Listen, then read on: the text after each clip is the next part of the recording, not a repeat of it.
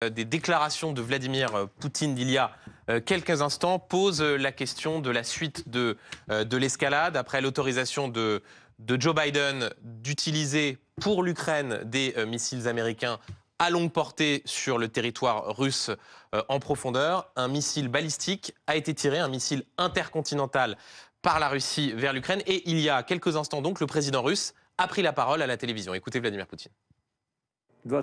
En réponse à l'utilisation d'armes à longue portée américaines et britanniques, les forces armées russes ont lancé une frappe sur des installations de l'industrie de défense ukrainienne. L'un des plus récents systèmes de missiles russes à moyenne portée a été testé dans des conditions de combat. Il s'agit d'un missile balistique doté d'une ogive hypersonique non nucléaire. Nous nous considérons en droit d'utiliser nos armes contre les installations militaires des pays qui autorisent l'utilisation de leurs armes contre nos installations. Et en cas d'escalade des actions agressives, nous répondrons de manière décisive et réciproque. Je recommande aux élites dirigeantes des pays qui envisagent d'utiliser leur contingent militaire contre la Russie d'y réfléchir sérieusement. Avec nous pour décrypter ces propos de Vladimir Poutine, Ulysse Gosset, Vincent Arbaretier, merci d'être avec nous sur ce plateau. D'abord, Ulysse, prise de parole de Vladimir Poutine qui confirme donc l'envoi d'un missile balistique et qui dit « Je suis prêt, nous sommes prêts, la Russie, à frapper les pays qui arment l'Ukraine, qui pourraient toucher le territoire russe ». C'est une étape supplémentaire dans l'escalade ou est-ce qu'il ne s'agit encore que d'une provocation du président russe ?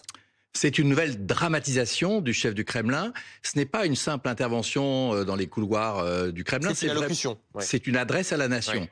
Adresse surprise à l'heure du dîner. Et donc, les Russes, ce soir, ont vu leur président dire la guerre en Ukraine a pris un caractère mondial. Il ne dit pas la guerre mondiale a commencé, et la troisième guerre mondiale, il dit ce conflit a pris un caractère mondial. Ce sont des mots qui comptent et qui, effectivement, visent à faire peur aux Occidentaux, aux Européens, aux Américains.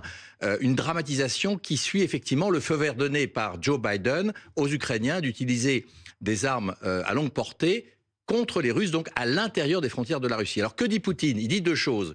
Il dit « nous ne nous laisserons pas faire. Si vous donnez ce feu vert aux Ukrainiens, eh bien nous riposterons ». Et il joint la parole aux actes. Il envoie aujourd'hui un missile à moyenne portée, mais quand même un missile balistique. Oreshnik, c'est un nouveau type d'armement. C'est un test, dit-il, un test donc sur l'Ukraine qui a visé une base, ou en tout cas un entrepôt militaire ukrainien à Dniepr.